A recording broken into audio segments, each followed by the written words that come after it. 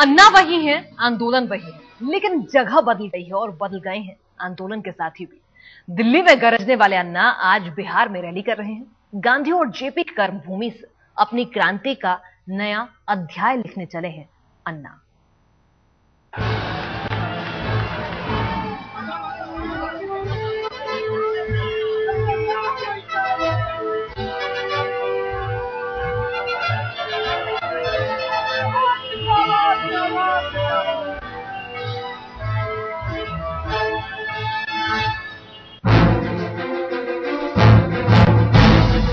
अन्ना हजारे, जिन्होंने भ्रष्टाचार के खिलाफ देश भर में जगाई अलग। वही अन्ना अब आंदोलन का दूसरा अध्याय लिखने जा रहे हैं। अब तक दिल्ली और मुंबई में जन लोकपाल की पुकार भरने वाले अन्ना ने आंदोलन की दोबारा शुरुआत के लिए बिहार की धरती को चुना है। अन्ना कर रहे हैं पटना में रैली, जिसके बाद अन्ना देश भर में जन लोकपाल की अलख जगाएंगे। संपूर्ण व्यवस्था परिवर्तन की शुरुआत पटना से हो रही है और पटना से शुरुआत होकर पूरे देश के हर राज्यों में हम जाकर लोगों को जगाएंगे। यानी जिस बिहार की धरती ने महात्मा गांधी और जेपी के आंदोलनों को नए तेवर दिए थे, अन्ना भी वहीं से अपनी आवाज बुलंद करेंगे।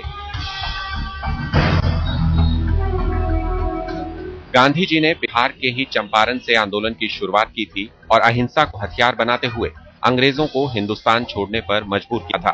तो जेपी ने इसी बिहार से संपूर्ण क्रांति का नारा देकर दिल्ली के तख्त को हिला दिया था। अन्ना भी इसलिए पटना के इसी ऐतिहासिक मैदान से जनतंत्र रैली कर रहे हैं। गांधी जी ने चंपारण से यही से एक संदेश दिया था देशवासियों को। उसके बाद जयप्रकाश नारायण जी ने संपूर्ण क्रांति का नारा इसी पटना से दिया था। वो हमें प्रेरणादायी है।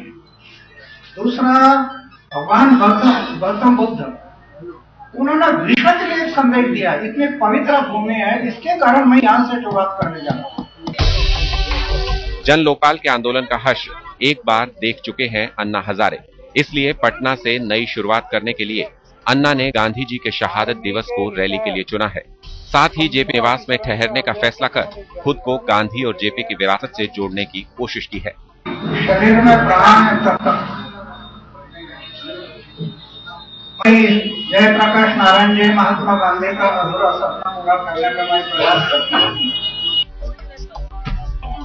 जन लोकपाल आंदोलन का नया अध्याय है तो नए हैं अन्ना के कुछ साथी भी। इस बार अन्ना के साथ कुछ नए चेहरे भी रैली में शामिल होंगे।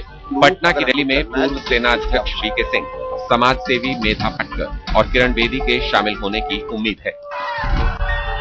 नए जोश और नई उमंग के साथ फिर भ्रष्टाचार के खिलाफ ताल ठोक रहे हैं अन्ना हजारे, इस उम्मीद के साथ कि 16 अगस्त को रामलीला मैदान में हुई अगस्त क्रांति जैसी लहर एक बार फिर पैदा होगी। इस आंदोलन में सिर्फ जन लोकपाल की बात नहीं होगी, बल्कि अन्ना भ्रष्टाचार के साथ व्यवस्था परिवर्तन की भी बात कर रहे हैं। भ्रष्टाचार ये मुद्दा सीमित नहीं, अभी संपूर्ण व्यवस्था परिवर्तन की बात।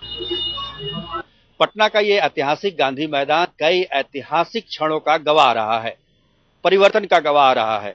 अब अन्ना हजारे यहां से व्यवस्था के परिवर्तन का बिगुल फूंक रहे हैं। उम्मीद की जानी चाहिए कि भविष्य में ये मौका भी ऐतिहासिक ही साबित हो। कैमरामैन नदीम आलम के साथ सुजीत कुमार झा, पटना, आज तक।